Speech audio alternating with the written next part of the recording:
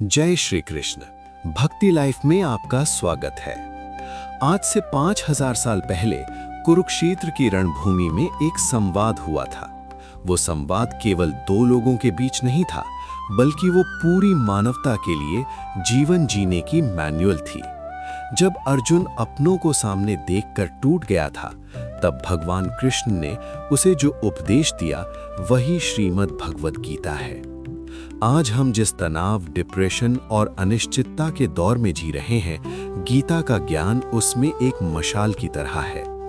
आज के इस विशेष सत्र में हम गीता के उन 5 स्तंभों की चर्चा करेंगे जो किसी भी साधारण इंसान को महापुरुष बना सकते हैं। चलिए इस दिव्य यात्रा को शुरू करते हैं। सबक नंबर 1, कर्मण्येवाधिकारस्ते। गीता का सबसे प्रसिद्ध श्लोक कर्मण्येवाधिकारस्ते मा फलेषु कदाचन। कृष्ण कहते हैं कि तुम्हारा अधिकार केवल कर्म पर है, उसके फल पर नहीं।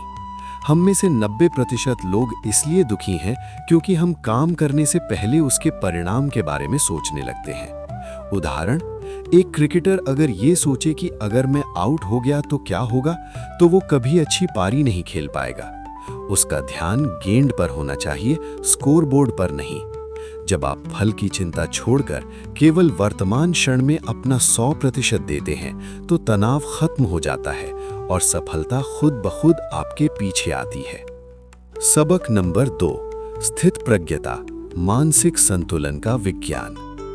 कृष्ण अर्जुन को स्थित प्रज्ञ बनने की सलाह देते हैं। इसका मतलब है वो व्यक्ति जो सुख में बहुत ज्यादा खुश नहीं होता और दुख में टूटता नहीं है।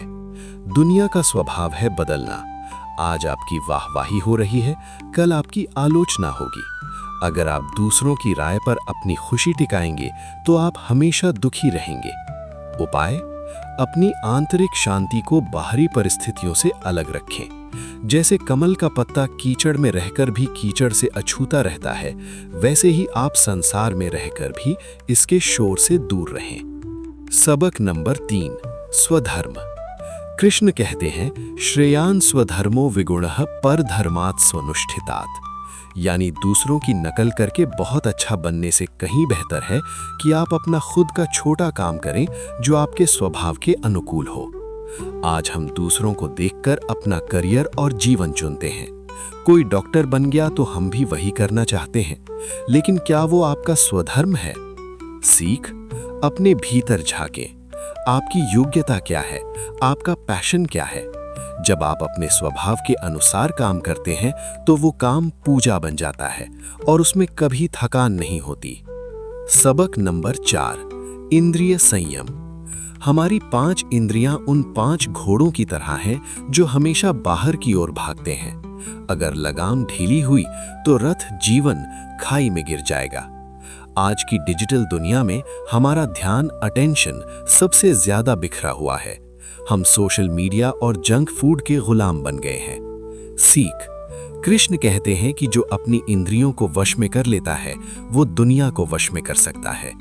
अनुशासन बंधन नहीं, बल्कि असली आजादी है। सबक नंबर 5, शरीर नश्वर है। कृष्ण ने अर्जुन का सबसे बड़ा डर खत्म किया, मृत्यु का डर। उन्होंने कहा, वासान से जीर्णानि यथा विहाय।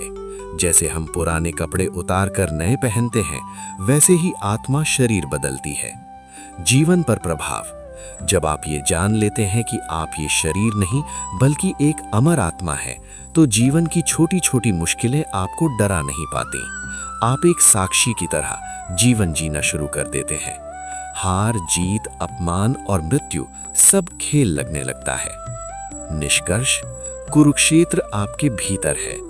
भक्तों, गीता का युद्ध 5000 साल पहले खत्म नहीं हुआ था, वो आज भी आपके भीतर चल रहा है। रोज आपके मन में अर्जुन और दुर्योधन के बीच युद्ध होता है। अब ये आपको तय करना है कि आप अपने जीवन के रथ की लगाम किसके हाथ में देंगे।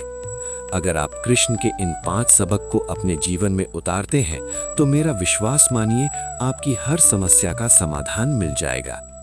अगर आप चाहते हैं कि मैं गीता के हर अध्याय पर एक विशेष सीरीज बनाऊं, तो कमेंट में लिखें गीता सीरीज।